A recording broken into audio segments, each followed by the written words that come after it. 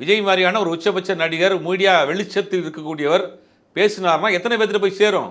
Especially அவங்க ஆட்களும் நிறைய பேர் இருக்காங்க சோஷியல் மீடியா. ஆமாம். அப்போ வந்து அதுக்கு நீங்கள் பதில் சொல்லணுமா இல்லையா? விஜய் ஒரு குற்றச்சாட்டை வச்சுட்டு போகிறாருங்க, ஊழல் நடந்திருக்கு, அந்த டிபார்ட்மெண்ட்டில் ஊழல், இந்த டிபார்ட்மெண்ட்டில் ஊழல் நடந்திருக்கு, அது இல்லைன்னு மறுத்து சொல்லணும்ல. பெண்களுக்கு பாதுகாப்பு இல்லைன்னு சொல்கிறாங்க.